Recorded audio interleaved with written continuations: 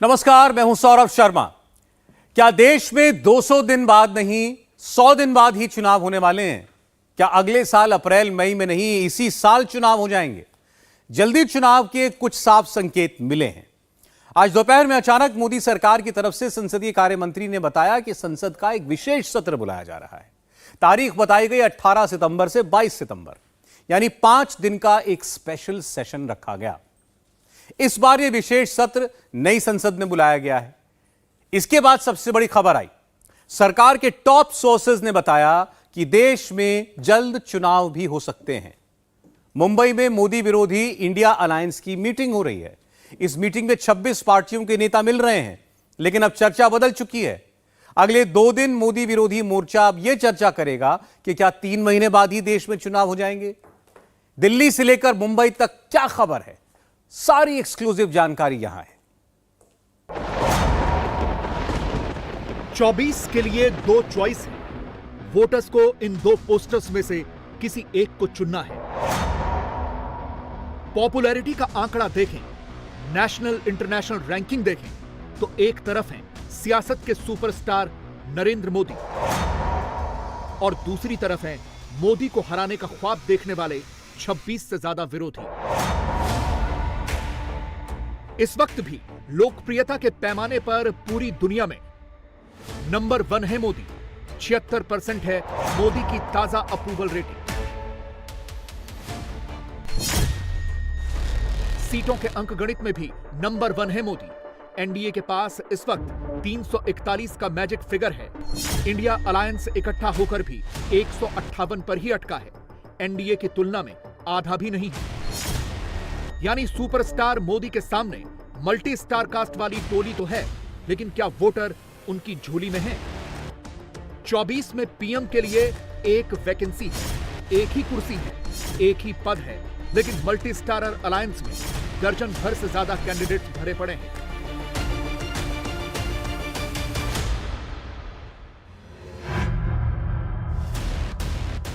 इसे कुछ पोस्टर से समझिए।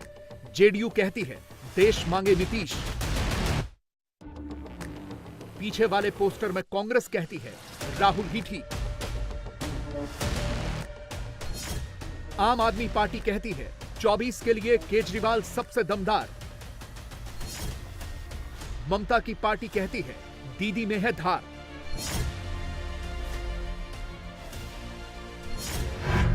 समाजवादी अखिलेश का दावा ठोकते हैं। ठाकरे गुट की शिवसेना उद्धव का नाम आगे रखती है। यानी एक कुर्सी के लिए इंडिया गुट में ही मारामारी शुरू हो चुकी है। अब जब सारे एक ही कुर्सी पर बैठने की जिद करेंगे तो कुर्सी का कचूमर तो निकलेगा ही। जबकि इधर एक बंदा यानी मोदी ही काफी है। सारे विरोधियों पर हावी हैं, मगर मोदी क्यों काफी हैं? एक ताजा इंटरनेशनल सर्वे कहता है कि टॉप 2 की लड़ाई में सिर्फ 2 नाम हैं, नंबर 1 मोदी और नंबर 2 राहुल। लेकिन यहां भी 55% हिंदुस्तानी मोदी को प्रेफर करते हैं। यानी हर 10 में से 8 हिंदुस्तानियों की पहली पसंद नरेंद्र मोदी है, जबकि राहुल को सिर्फ 26% लोग पसंद करते हैं। यानी दूसरे नंबर पर जो नेता हैं उनकी पॉपुलैरिटी का ग्राफ 30% से ऊपर नहीं है।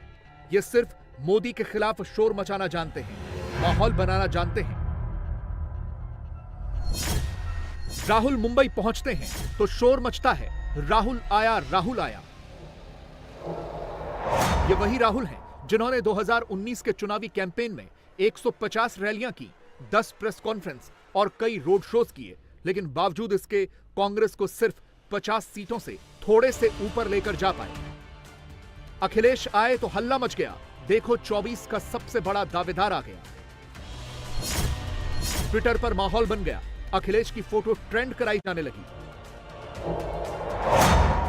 19 में यही अखिलेश अपने बूते गिन के यूपी की 80 में से सिर्फ 5 सीटें जीत पाए। नीतीश आए तो उनके भी पोस्टर लग गए। वो राहुल से भी आगे खड़े कर दिए गए।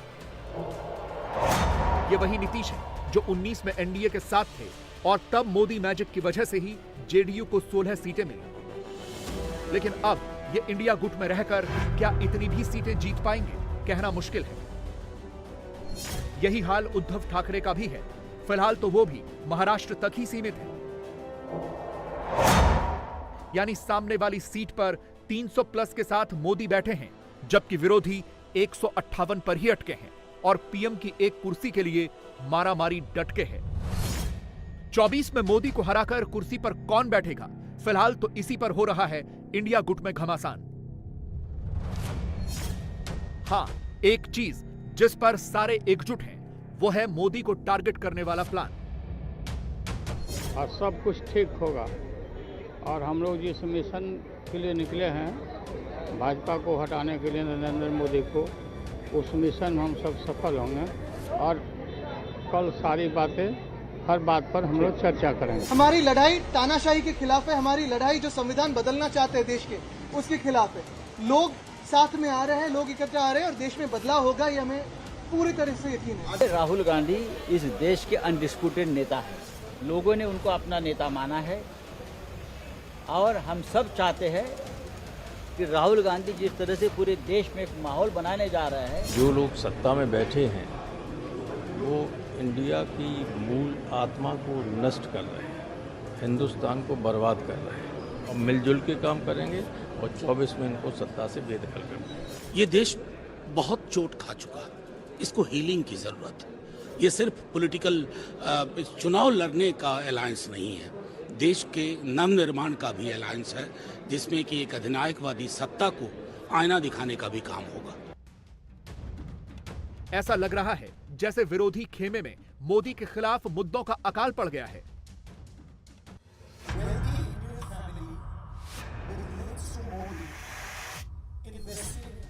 मोदी के सेकंड नंबर के कॉम्पिटिटर राहुल गांधी भी कुछ नया ऑफर नहीं कर रहे। वो वही पुराना टेप ऑन किए बैठे हैं, झूठ की रिसाइकलिंग किए जा रहे हैं, एक ही बात को घुमा फिराकर कहे जा रहे हैं। सब कैमरे के लिए होता है। राहुल के आने से पहले अनाउंसमेंट होती है, उसे इमरजेंसी प्रेस कॉन्फ्रेंस का नाम दिया जाता है। प्रेस कॉन्फ्रेंस कल है, ये इमरजेंसी प्रेस कॉन्फ्रेंस है। मैंने इमरजेंसी के लिए नहीं, पर क्योंकि आज कुछ अखबार आए हैं, इस अखबारों में कुछ समाचार छपा है, उसके बारे में है। आज क्योंकि बड़े समाचार है, बड़ा न्यूज छपा है, बड़ा महत्वपूर्ण है, विषय है, आज आप राहुल जी को सुनिएगा। ये अनाउंसमेंट राहुल की अडानी वाली प्रेस ब्रीफिंग के लिए होती है। साल 2014 में पहली बार राहुल ने अडानी वाला स्लोगन देना शुरू किया था। उस वक्त की हेडलाइन आपके सामने है। इसके बाद हर हफ्ते 2 हफ्ते, महीने 2 महीने में राहुल अडानी करते रहे। उसमें मोदी का नाम फिट करते रहे, नए नए ट्वीट्स लिखते रहे, अडानी का नाम चिपकाया, मोदी के खिलाफ जो मन में आया वो फैलाया। 2014 से लेकर 2023 तक संसद के 28 सेशन निपट गए। राहुल की सदस्यता रद्द हुई, फिर बहाल हुई, लेकिन राहुल ने अडानी के बहाने मोदी को घेरने का एक भी मौका नहीं छोड़ा। राहुल जैसे ही अडानी का नाम लेते हैं, कांग्रेस का पूरा इकोसिस्टम अडानी करने लगता है। इस बार भी वही हो रहा है। विदेशी ताकतों ने अडानी की आड़ में छिपकर मोदी को टारगेट करने वाली एक नई रिपोर्ट जारी की। कांग्रेस ने उसे हाथों हाथ पिक कर लिया। उधर रिपोर्ट छपी, इधर कांग्रेस ने अपनी टाइमलाइन पर मोदी के मित्र वाली स्क्रिप्ट लिख डाली। जयराम रमेश ने तो ट्विटर पर 544 शब्दों वाली पूरी की पूरी चिट्ठी लिख डाली। कांग्रेस के प्रवक्ताओं ने चिल्लाना शुरू कर दिया, बड़ी खबर, बड़ी खबर। इसके बाद राहुल को कैमरे पर बुलाया गया और उन्होंने वही पुराना तराना सुनाना शुरू कर दिया। देखिए, G20 का समय है। अलग अलग देशों से यहां लीडर्स आ रहे हैं और आज सुबह एक बहुत गंभीर मामला उठाया गया है। 2 फाइनेंशियल न्यूज़पेपर्स में, दुनिया के जो मशहूर फाइनेंशियल न्यूज़पेपर्स हैं, ये गार्डियन न्यूज़पेपर है, इसमें साफ लिखा है जो Modi linked Adani family secretly invested in own shares, document suggest. मतलब एक परिवार जो मोदी जी के बहुत करीब है, उसने अपने शेयर में अपना पैसा इन्वेस्ट किया शेयर प्राइस को इन्फ्लेट करने के लिए। दूसरा, यहां फाइनेंशियल टाइम्स अखबार है, इसमें लिखा है hidden investors and a secret paper trail. और ये गार्डियन की अंदर का पेज है, wealthy Indian family with links to Modi invested in own shares. तो सवाल ये उठता है, इसके बारे में प्रधानमंत्री कुछ क्यों नहीं कर रहे हैं, शांत क्यों हैं? यहां पे फॉरेन न्यूज़पेपर ने साफ कहा है, wealthy Indian family with links to Modi. मतलब अखबार कह रहा है कि नरेंद्र मोदी जी का अदानी जी का रिश्ता है। सवाल उठता है, क्या रिश्ता है? एक बात नोट करने वाली है, अडानी पर हुए विदेशी हिट जॉब के लिए राहुल की प्रेस कॉन्फ्रेंस का वक्त शाम 4 बजे तय किया गया था, जैसा कि आप कांग्रेस के इस पोस्टर में देख सकते हैं। लेकिन जयराम रमेश तो बैठे रहे, राहुल टाइम पर नहीं आए। उनकी कुर्सी कई मिनटों तक खाली रही। शायद राहुल तैयारी कर रहे थे। इसके बाद जब वो कैमरे पर आए तो हाथ में विदेशी अखबारों की कटिंग लेकर आए, उसे बार बार कैमरे पर दिखाया। राहुल की ये प्रेस कॉन्फ्रेंस वो इकोसिस्टम भी देख रहा था जिसने अडानी के बहाने मोदी को टारगेट करने के लिए एक नया हिट जॉब किया है, यानी OCCRP, जिसका फुल फॉर्म है organised crime and corruption reporting project. देखिए इसने अपने ट्वीट में अडानी के आगे कैसे मोदी का नाम फिट किया है। उधर राहुल गांधी प्रेस कॉन्फ्रेंस कर रहे थे, इधर OCCRP अपने ट्विटर हैंडल से राहुल की प्रेस कॉन्फ्रेंस का वीडियो लिंक शेयर कर रहा था। सवाल यह है कि राहुल की पीसी में इस संस्था की इतनी दिलचस्पी क्यों हो गई? इसका जवाब उन 2 नामों में है जिनका ट्रैक रिकॉर्ड ही मोदी के खिलाफ भ्रामक बातें फैलाकर ट्विटर स्टॉर्म लाने का है। वो 2 नाम आप पढ़ सकते हैं, एक है रवि नायर और दूसरा है आनंद मेघनाले। सवाल है कि कौन है ये 2 नाम? चलिए पहले इन सब का इंट्रोडक्शन आपको दे देते हैं।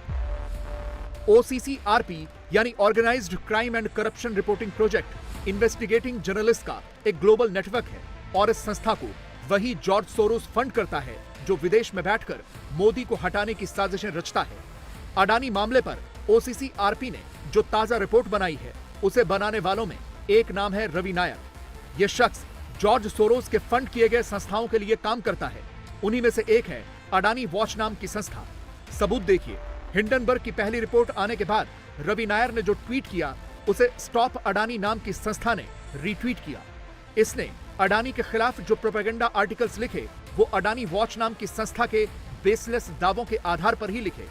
हिंडनबर्ग ने उन्हीं आर्टिकल्स को आधार बनाकर अडानी के खिलाफ पहले प्रोपेगेंडा रिपोर्ट बनाई और अब नई प्रोपेगेंडा रिपोर्ट आने के बाद हिंडनबर्ग ने अपनी टाइमलाइन पर फिर से OCCRP वाली रिपोर्ट घुमाई है। राहुल ने उसी रिपोर्ट को कैमरे पर लहरा के दिखाया, मोदी के खिलाफ फिर से माहौल बनाया। हिंदुस्तान का रेप्यूटेशन लाइन पे है। G20 हो रहा है, हम कहते हैं कि यहां पे लेवल प्लेइंग फील्ड है, हिंदुस्तान ट्रांसपेरेंट है, यहां पे भ्रष्टाचार नहीं है। और उन सबके सामने जब वो यहां आ रहे हैं उनके सामने ये उदाहरण है, हिंदुस्तान की इमेज को डैमेज कर रहा है। और इसीलिए प्रधानमंत्री को एकदम एक्शन लेना चाहिए और कहना चाहिए कि हां, हम JPC लागू करेंगे, JPC इसको इन्वेस्टिगेट करेगी और फुल स्केल इन्वेस्टिगेशन होगा अडानी जी का। तो क्या यह कोई फिक्स्ड मैच है? जवाब रवि नायर की टाइमलाइन पर है। यह शख्स उस न्यूज क्लिक से जुड़ा रहा है जिसे लेकर हाल ही में बड़ा खुलासा हुआ है कि उसे चीन से एंटी इंडिया एक्टिविटी के लिए फंडिंग मिलती है। राहुल रफाल पर झूठ बोलते हैं, फिर उन्हीं झूठों को बुनकर लिखी गई किताब को स्वीकार करते हैं। तब रवि नायर लिखता है, a copy of our book presented to Rahul Gandhi. Rahul Bharat Jodo Yatra के दौरान लाल किले से स्पीच देते हैं तो जनाब अपने अकाउंट पर उसे भी प्रमोट करते हैं। OCCRP की रिपोर्ट में एक नाम और है और वो है आनंद मेघनाले का। OCCRP की वेबसाइट के मुताबिक यह शख्स इस संस्था में साउथ एशिया का रीजनल एडिटर है। और चीन से फंडिंग लेकर भारत को बदनाम करने वाले न्यूज क्लिक को भी अपनी सेवाएं दे चुका है। कि विपक्ष आज पूर्ण रूप से जो भावना देश की जनता ने और जो विश्वास देश की जनता ने प्रधानमंत्री जी में व्यक्त किया है, विपक्ष पूर्ण रूप से विवश हो चुका है। और इसलिए जो विचारधारा, जो सोच, वो देशभक्ति की विचारधारा, देश को बनाने की विचारधारा नहीं, लेकिन एक संकीर्ण विचारधारा, विघटनकारी विचारधारा आज स्पष्ट हो रही है।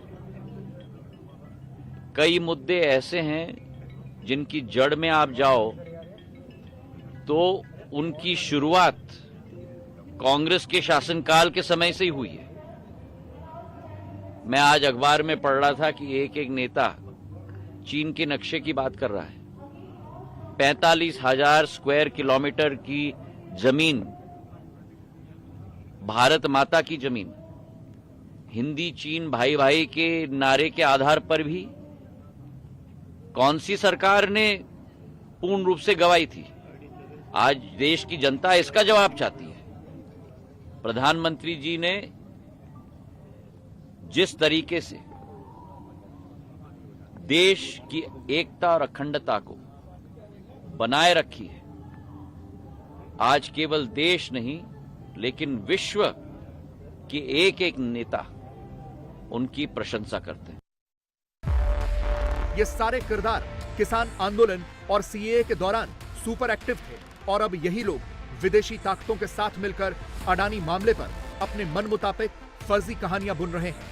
इस बार टारगेट पर अडानी नहीं, भारत के प्रधानमंत्री नरेंद्र मोदी हैं और इन सारे किरदारों में भारत में मौजूद मोदी के पॉलिटिकल दुश्मनों की फुल बैकिंग है।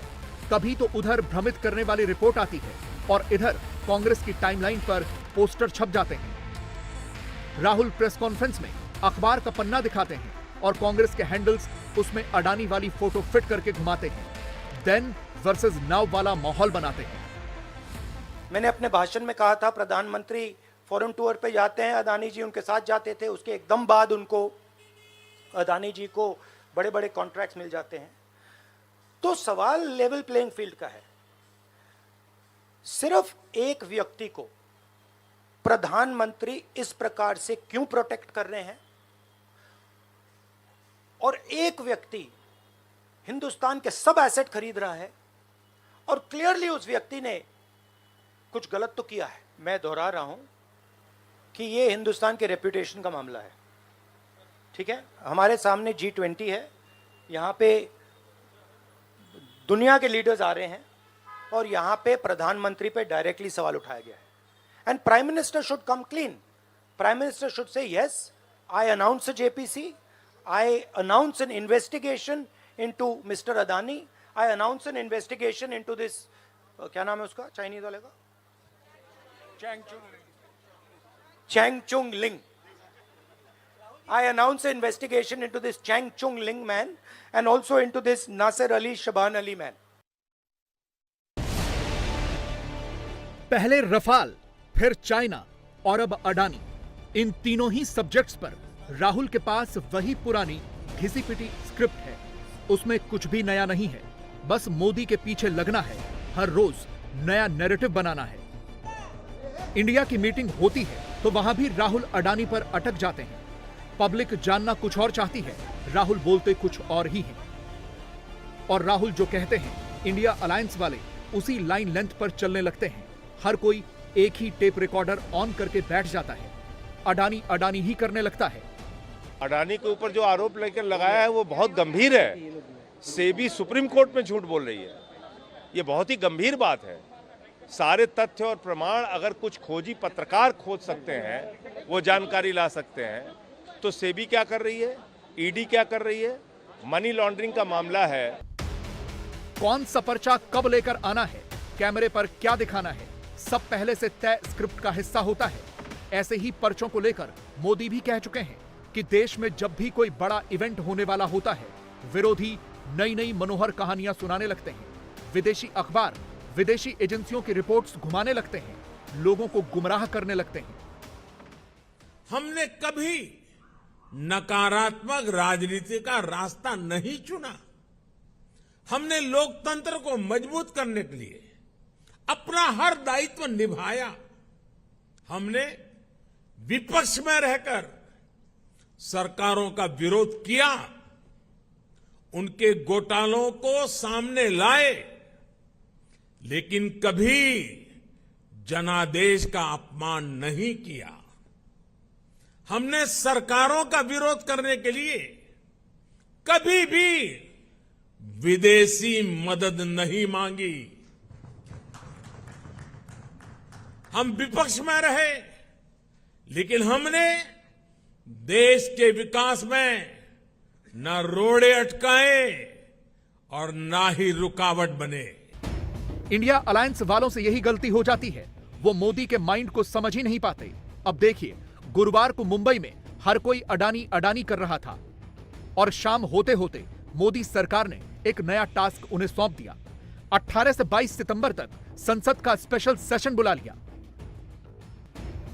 और अब हालात ये हैं कि मुंबई में इंडिया गुट वाले ये चर्चा नहीं कर रहे कि मीटिंग में हमें क्या करना है, वो तो अब इस बात पर माथापच्ची कर रहे हैं कि मोदी क्या कर रहे हैं। अगले कुछ दिनों में मोदी ऐसा क्या करने वाले हैं। देखिए, ये चर्चा चलाई जा रही है कि वन नेशन वन इलेक्शन का कोई बिल पास करने के लिए सेशन बुलाया जा रहा है। निश्चित रूप से ये एक मोदी जी की घबराहट साफ तौर पे दिखाई पड़ रही है। 3 राज्यों के चुनाव बीजेपी हारने जा रही है, जिससे ये वन नेशन वन इलेक्शन की बात कर रहे हैं। और सरकार के मंत्री भी अमित शाह जी से बातचीत करके इस प्रकार की चर्चा कर रहे थे कि चुनाव पहले हो सकते हैं, चुनाव पहले कराए जा सकते हैं। ये उसका नतीजा है, ये घबराहट है इंडिया गठबंधन के बनने के बाद से। विरोधियों के कंफ्यूजन के बीच कुछ बड़ी खबरें आ रही हैं। तो क्या जल्द चुनाव होने वाले हैं? 2023 में मध्य प्रदेश, राजस्थान, छत्तीसगढ़, तेलंगाना और मिजोरम में चुनाव हैं। 2024-25 में महाराष्ट्र, दिल्ली, झारखंड और बिहार में चुनाव हैं। तो क्या 2023 में ही ये सारे चुनाव हो जाएंगे? लोकसभा के 543 सांसदों और अलग अलग राज्यों के 1362 विधायकों का फैसला भी क्या इसी साल हो जाएगा? मोदी क्या प्लान कर रहे हैं, क्या सोच रहे हैं, विरोधी कुछ नहीं जानते। कि आखिरी चरम पे ये सरकार है, घबराई हुई तिलमिलाई हुई सरकार है। ये देश विरोधी काम करने को भी तैयार है क्योंकि वो सत्ता में रहने वाली सरकार है। मेरे पास 2 ही सवाल हैं। अभी हाल ही में मॉनसून सेशन कंक्लूड हुआ है, ऐसा कौन सा इंपॉर्टेंट बिल आ गया मॉनसून सेशन में और सितंबर में कि आपको ये लाना पड़ा? और विंटर सेशन तो कुछ दिनों बाद होना ही था। पहला सवाल ये। दूसरा सवाल, आज हिंदू धर्म, हिंदू संस्कृति, हिंदू संस्कार और हिंदू की पाठ पूजा जो गणेश चतुर्थी पे होती है, जो दिवाली की तरह माहौल बनता है, हर हिंदू घर में गणपति का स्वागत होता है, भगवान श्री गणपति हर घर में विराजमान होते हैं, पूजा पाठ और पद्धति की तरह कहलाया जाता है। उस समय पे आपको करने की क्या जरूरत पड़ी? किस हड़बड़ी में आप लोग जिस तरीके से ऑर्डिनेंस लाए उसी तरीके से स्पेशल सेशन बुला रहे हैं, तो हम उसका विरोध करेंगे। हमने उन लोगों का मुखौटा निकाला है जो बात करते हैं हिंदू धर्म की, जो कहते हैं उनका संस्कार और संस्कृति और धर्म पे आस्था है, पर वो सारे वो विरोध काम करते हैं, उसके विरुद्ध काम करते हैं सत्ता के सुख भोगने के लिए। उससे हमें प्रॉब्लम है। ममता बनर्जी ने इंडिकेट किया था कि दिसंबर में लोकसभा इलेक्शन हो सकते हैं, तो क्या ये सेशन ये इंडिकेट कर रहा है? अगर ये सेशन उसके लिए है तो दिखाता है कि ये सरकार अपने, जैसे मैंने कहा, लास्ट लेग पर है। वो खुद भी समझ गए हैं कि अब वो वापस सत्ता में आने वाले नहीं हैं। इलेक्शन कमीशन की रिपोर्ट के बगैर, स्टेट गवर्नमेंट से राय मशवरा करे बगैर, सेफ्टी एंड सिक्योरिटी एस्पेक्ट देखे बगैर, जनता से वाइड स्टेक होल्डर कंसल्टेशन किए बगैर अगर ये निर्णय लिया जाता है, मैं ये आपको आश्वस्त कर सकती हूँ कि सिर्फ इंडिया के लोग ही नहीं उस पर विरोध करेंगे, देश की जनता विरोध करेगी। देश की जनता कहेगी कि इतना क्या सत्ता कम हो कि आप प्रजातंत्र और संविधान को तोड़ मरोड़ कर काम कर रहे हैं। हम इसका विरोध करेंगे और मैं आश्वस्त हूं कि देशवासी इसका विरोध करेंगे। आप कुछ भी आप लाने की कोशिश करें, जो चीज़ हड़बड़ी में आती है वो उनकी घबराहट तिलमिलाहट दिखाती है।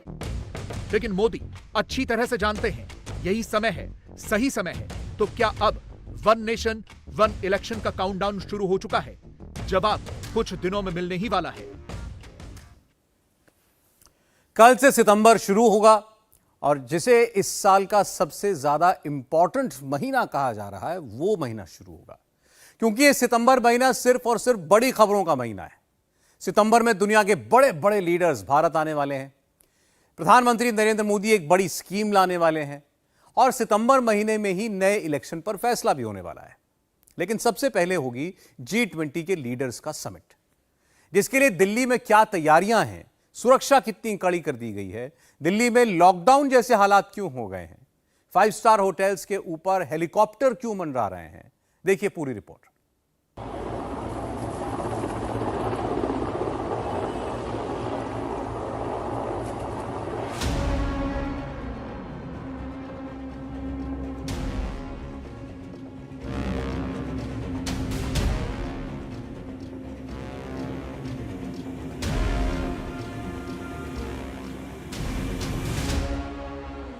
दिल्ली के 5 स्टार होटलों की छत पर एनएसजी के कमांडो हेलीकॉप्टर से क्यों उतर रहे हैं? दिल्ली के 5 स्टार होटलों में क्या किसी हॉस्टेज सिचुएशन को रोकने की प्रैक्टिस हो रही है?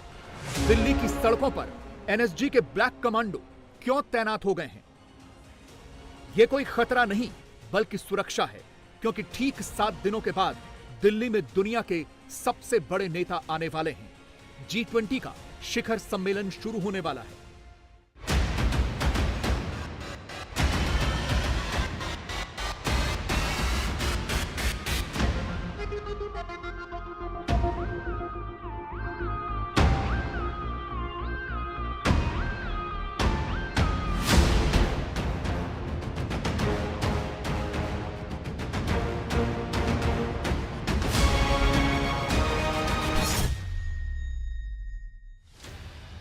अमेरिका के राष्ट्रपति जो बाइडेन भी आएंगे, फ्रांस के इमैनुअल मैक्रों भी आएंगे, ब्रिटेन के ऋषि सुनक भी दिल्ली पहुंचेंगे, कनाडा के प्रधानमंत्री जस्टिन ट्रूडो भी पहुंचेंगे, जर्मनी के चांसलर ओलाफ स्कॉल भी आएंगे, साउथ कोरिया के राष्ट्रपति भी आएंगे, जापान के फुमियो किशिदा भी दिल्ली पहुंचेंगे, ऑस्ट्रेलिया के एंथनी एल्बनीजी भी आएंगे और तुर्की के एर्दोगान भी आएंगे। लेकिन चीन के राष्ट्रपति शी जिनपिंग के आने की संभावना कम है, क्योंकि चीन की तरफ से शी जिनपिंग के आने की कंफर्मेशन अभी तक नहीं आई है। यह भी कहा जा रहा है कि जिनपिंग अपनी जगह प्रीमियर ली कियांग को भेज सकते हैं। रूस के राष्ट्रपति व्लादिमीर पुतिन ने पहले ही इस बैठक में आने से मना कर दिया है। अगर ये दोनों नेता नहीं भी आते हैं, तब भी दिल्ली में दुनिया के टॉप नेताओं का जमावड़ा होगा। दुनिया के बड़े बड़े नेता एक साथ होंगे। सुरक्षा में चूक का कोई सवाल ही पैदा नहीं होता। नई दिल्ली का जो इलाका है, नई दिल्ली पुलिस डिस्ट्रिक्ट का जो इलाका है, उसको हमने कंट्रोल्ड जोन माना है। इसका मतलब यह है कि वहां पर जो एक्सेस है वो सिक्योरिटी चेक के द्वारा होगी। हालांकि वहां के जो लोग रहने वाले हैं वो कहीं पर भी आ जा सकते हैं। वो अपनी वैलिड आइडेंटिटी अपनी साथ रखे, आधार कार्ड या कोई दूसरी वैध आइडेंटिटी। आप एयरपोर्ट जाना चाहते हैं तो एयरपोर्ट जाने के लिए जो बेस्ट साधन है मेट्रो सर्विसेज है, क्योंकि मेट्रो सर्विसेज पूरी दिल्ली में खुली रहेंगी, नई दिल्ली में भी और उसके आसपास के जितने भी क्षेत्र हैं उसमें जो है मेट्रो सेवाएं जैसे पहले चलती है वैसे चलती रहेंगी। इसीलिए एनएसजी की तैनाती भी कर दी गई है। जिन होटलों में ये वीवीआईपीज रुकेंगे, वहां कोई हॉस्टेज सिचुएशन हो गई तो कैसे पार पाना है, इसी की प्रैक्टिस हो रही है। सारे वीवीआईपीज एयरफोर्स के पालम एयरबेस पर उतरेंगे। सभी वीवीआईपी विमानों को भारतीय वायुसेना के फाइटर एयरक्राफ्ट सेफ पैसेज देंगे। सर्विलांस के लिए एवॉक्स की तैनाती होगी। इसके अलावा जिन होटल्स में वीवीआईपीज ठहरेंगे वहां ड्रोन से भी निगरानी होती रहेगी। दुनिया के इन बड़े नेताओं की सुरक्षा में भारत सरकार कोई कमी नहीं छोड़ना चाहती। इसीलिए आर्मी, एयरफोर्स और नेवी तीनों को तैनात कर दिया गया है। इसके अलावा एनएसजी, दिल्ली पुलिस, सीआरपीएफ और आईटीबीपी के जवानों की तैनाती तो होगी ही। G20 समिट के दौरान दिल्ली में सुरक्षा बलों के कुल 50,000 जवानों की तैनाती होगी। नेशनल सिक्योरिटी गार्ड का कवर वीवीआईपीज के होटल, पैसेज और भारत मंडपम में चारों तरफ होगा। करीबन 1000 की संख्या में एनएसजी के कमांडोज चारों तरफ उनकी तैनाती होगी। एरियल थ्रेट को एंगेज करने के लिए एंटी ड्रोन सिस्टम और साथ में उनके सर्वेलेंस डिवाइसेस यहाँ पे चारों तरफ उनको सेटअप किया जाएगा। K9 की यूनिट जिसमें स्निफर, ट्रैकर डॉग्स शामिल होंगे। उसके अलावा BDS यूनिट अपनी TCV व्हीकल के साथ अलग अलग पॉइंट्स पर तैनात होंगे कि कहीं से भी अगर एक्सप्लोजिव मिलता है तो उसके तुरंत डिफ्यूज किया जाए। यहाँ तक कि कॉन्वॉय को सुरक्षित करने के लिए एनएसजी के कमांडोज जो कि अपने ऑपरेशनल कैपेबिलिटी के साथ चारों तरफ उनकी तैनाती होगी। उनको सपोर्ट करने के लिए भारत मंडपम के बाहर भी दिल्ली पुलिस और CAPF का पूरा कवर होगा। यानी कुल मिला के 50,000 जो सिक्योरिटी पर्सनल्स हैं उनकी तैनाती दिल्ली NCR में होगी ताकि G20 सक्सेसफुली हो सके। सुरक्षा में सबसे बड़ा रोल एयरफोर्स का होने वाला है। एयरफोर्स ने दिल्ली के आसमान को सुरक्षित करने के लिए 3 सर्कल बनाए हैं, जिन्हें दिल्ली के इंटीग्रेटेड कंट्रोल कमांड सेंटर से नियंत्रित किया जाएगा। पहला है लॉन्ग रेंज कवर। इसके तहत सीमा पर सारे फॉरवर्ड बेसिस को अलर्ट पर रखा गया है। S-400 जैसे डिफेंस मिसाइल सिस्टम की तैनाती कर दी गई है। फाइटर एयरक्राफ्ट भी अलर्ट मोड पर हैं, ताकि अगर कहीं से भी कोई आसमानी खतरा हो तो उस पर तुरंत अटैक किया जा सके। राफेल, जैगवार, सुखोई 30, MiG-29 आसमान की निगरानी के लिए पेट्रोलिंग भी करते रहेंगे। दूसरा है मीडियम रेंज कवर। इसके तहत आकाश मिसाइल और पिचोरा मिसाइल उस एयरबेस पर तैनात किए गए हैं जहां इन VVIPs को उतरना है। इन मिसाइलों की रेंज 25 से 30 किलोमीटर की है। इसके अलावा नेवी, एयरफोर्स और आर्मी की एंटी ड्रोन टेक्नोलॉजी भी रहेगी। और तीसरा है शॉर्ट रेंज कवर। इसके तहत टॉप VVIPs की लोकेशन और स्ट्रेटेजिक लोकेशन पर IGLA मिसाइल सिस्टम की तैनाती होगी।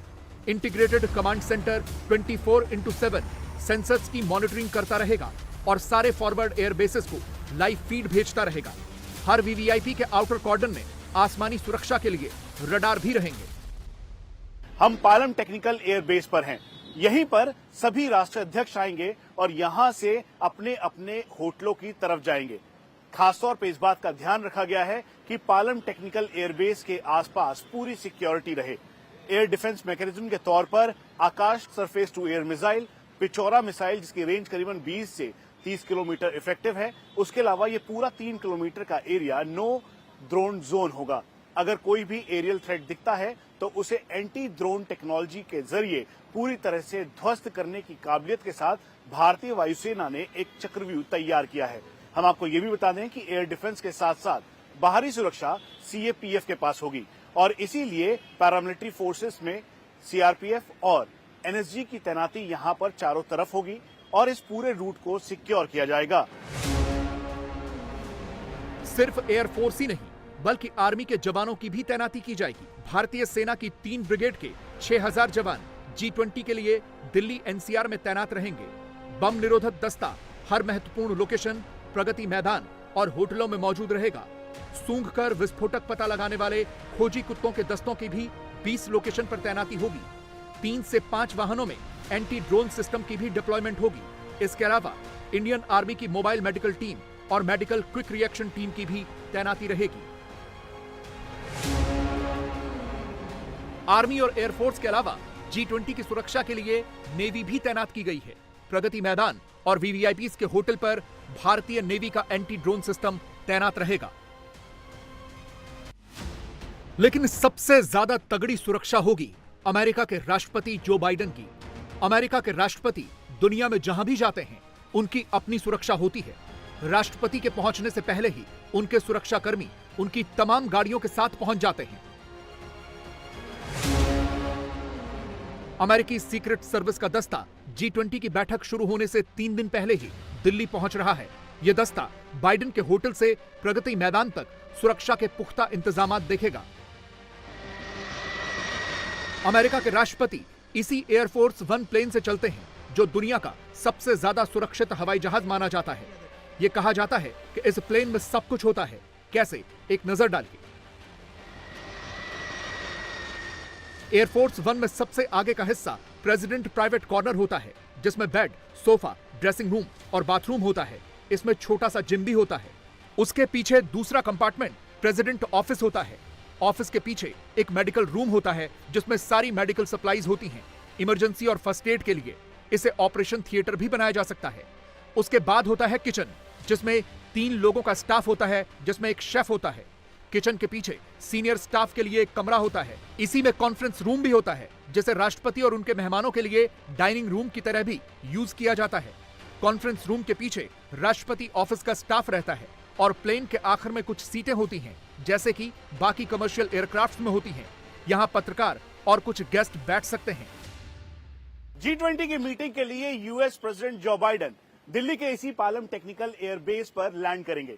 जैसे ही भारत के एयर स्पेस में उनके एयरक्राफ्ट एयरफोर्स वन की एंट्री होगी, उन्हें सेंसर्स, एवैक्स सिस्टम और इंटीग्रेटेड कंट्रोल कमांड सेंटर के जरिए इसकी मॉनिटरिंग की जाएगी। हम आपको यह भी बता दें कि यूएस प्रेसिडेंट का एयरफोर्स वन 4000 स्क्वायर फीट का कस्टमाइज्ड 3 स्टोरी एयरक्राफ्ट है, जिसमें president suits, president control room, president conference room, यहां तक कि पूरा आईसीयू सेटअप है। यहां पर ये इलेक्ट्रोमैग्नेटिक पर्ल से भी पूरी तरह से प्रोटेक्टेड है। इसमें US secret service agents, CIA, FBI के अधिकारियों के साथ जो close protection team US president की है, वो भी मौजूद होती है। साथ में जो डेलीगेशन इसमें आ रहा है, वो भी एयरफोर्स वन में मौजूद होगा। जैसे ही एयरफोर्स वन यहां पर लैंड करेगा, उसे चारों तरफ से भारतीय वायुसेना के गरुड़ कमांडोज और एनएसजी कमांडो सिक्योर करेंगे और आउटर कॉर्डन में भारतीय वायुसेना के दूसरे लेयर पे भी कमांडोज तैनात होंगे। अमेरिका के राष्ट्रपति जो बाइडेन के आने से पहले ही उनकी car the beast security cover के साथ अमेरिकी वायुसेना के ग्लोब मास्टर से दिल्ली पहुंच जाएगी। जो बाइडेन जब पालम एयरफोर्स बेस से अपने होटल के लिए जाएंगे, तो सड़कों पर कम से कम 50 वाहनों का काफिला होगा। इसमें क्या क्या होगा, अब ये ध्यान से देखिए। सबसे पहले स्वीपर्स की टीम चलेगी, जिसमें 9 बाइक सवार पुलिसकर्मी रास्ते को क्लियर करते हुए चलते हैं। उसके बाद रूट कार होगी, जिसमें काफिले का नेतृत्व करने वाली पुलिस की कार होगी।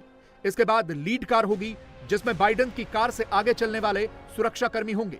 फिर आएगी स्पेयर कार, जो अमेरिकी राष्ट्रपति की कार जैसी ही बिल्कुल हूबहू दिखेगी। और इसके बाद आएगी अमेरिकी राष्ट्रपति जो बाइडेन की कार द बीस्ट, जिसमें खुद बाइडेन सवार होंगे। इसके बाद हाफबैक शेवरले आएगी, जिसमें राष्ट्रपति की सुरक्षा में तैनात क्लोज प्रोटेक्शन ग्रुप होगा। फिर वॉच टावर वाहन आएगा। ये एक ऐसा वाहन होगा जिसमें रिमोट कंट्रोल बम और हथियारों को रोकने की क्षमता होगी। इसके बाद कंट्रोल कार आएगी, जिसमें न्यूक्लियर बटन के साथ सैन्य अधिकारी और डॉक्टर मौजूद होंगे। फिर हॉकाई रेनगेड आएगी, जिसमें secret service counter assault team भी मौजूद होगी। इसके अलावा अमेरिकी राष्ट्रपति के काफिले में एक प्रेस बस भी चलती है। अमेरिकी राष्ट्रपति की कार सबसे ज्यादा सुरक्षित मानी जाती है। इसकी भी खासियत जान लीजिए, यह बहुत महत्वपूर्ण है। इसमें एक ड्राइवर कंपार्टमेंट होता है, जो जीपीएस ट्रैकिंग सिस्टम से लैस कम्युनिकेशन सेंटर होता है। दरवाजे 8 इंच मोटे होते हैं, जो केमिकल हमले से भी सुरक्षित रहते हैं। खिड़कियों पर पॉलीकार्बोनेट से बने 5 लेयर वाले बुलेट प्रूफ शीशे होते हैं। चेसिस पर बम धमाके से बचने के लिए स्टील प्लेट लगी होती है। गाड़ी अपने आप में बहुत सक्षम है। किसी हमले की स्थिति में हथियार भी होते हैं और राष्ट्रपति के ब्लड ग्रुप वाला खून भी। इस गाड़ी की पूरी बॉडी स्टील, एल्यूमिनियम, टाइटेनियम और सेरेमिक से बनी होती है। धमाके से बचाने के लिए स्पेशल फोम वाला फुल प्रूफ टैंक होता है। इसके अलावा गाड़ी में फायर फाइटिंग सिस्टम भी होता है, जिसमें आंसू गैस और स्मोक स्क्रीन भी रहता है। टायर ऐसे होते हैं जो पंचर नहीं होते, ध्वस्त होने पर पूरी तरह से काम करते हैं। कैडिलैक वन ठीक इसी तरीके से दिखाई देगी। 2 पायलट और को पायलट, यानी जो ड्राइवर्स होंगे, वेल ट्रेन ड्राइवर्स, वो आगे बैठेंगे और उसके साथ यहां पर बैठेंगे जो बाइडेन यानी यूएस प्रेसिडेंट। कुल मिलाकर 2+5 की फॉर्मेशन के अंदर इसके अंदर आसानी से जो बाइडेन के जो क्लोज प्रोटेक्शन टीम और सिक्योरिटी हेड्स और एडवाइजर होंगे, वो मौजूद होंगे। जब गाड़ी चलेगी तो उस दोनों तरफ उस दौरान पूरा प्रोटोकॉल फॉलो किया जाएगा। और प्रोटोकॉल फॉलो करने के साथ साथ हम आपको ये भी बता दें कि कैडिलैक वन द बीस्ट जो कार है, वो पूरी तरीके से बख्तरबंद है। कुल मिला के 10 टन इसका वेट है। और साथ में जो इसकी आर्मर प्लेटिंग है, यानी अगर इसके ऊपर गोलियां चलेंगी तो उसका भी असर नहीं होगा। जो बाइडेन ठीक ऐसे ही यहाँ पर बैठे होंगे, उनके साथ उनके सिक्योरिटी एडवाइजर्स और बाकी जो टीम है वो होगी। जब वो सामने से निकल रहे होंगे तो दोनों तरफ सुरक्षा घेरा होगा। सबसे पहले सीक्रेट सर्विस एजेंट्स का, उसके बाद FBI CIA का बाहरी घेरा दिल्ली पुलिस के स्पेशल सेल और सिक्योरिटीज के पास होगा। सिक्योरिटी फोर्सेस और CAPF की तैनाती होगी और यही एक सुरक्षा कवच है जो G20 के लिए तैयार किया गया है। तो इतनी सुरक्षित कार से चलते हुए अमेरिकी राष्ट्रपति होटल पहुंचेंगे। जो बाइडेन दिल्ली के ITC मॉरे शेरेटन में रुकेंगे। राष्ट्रपति बाइडेन मॉरे शेरेटन के 14वें फ्लोर पर रहेंगे। होटल के 400 कमरे पहले से बुक हो चुके हैं। बाइडेन की सुरक्षा के लिए उनके फ्लोर तक स्पेशल लिफ्ट भी इंस्टॉल हो चुकी है। बताया जा रहा है कि अमेरिकी राष्ट्रपति 7 सितंबर की रात या 8 सितंबर की सुबह आ सकते हैं। वो हैदराबाद हाउस में होने वाली समिट में शामिल होंगे। इंडिया टीवी हर वक्त हर जगह डाउनलोड करने के लिए सर्च करें India TV news Google play store या ऐप स्टोर पर।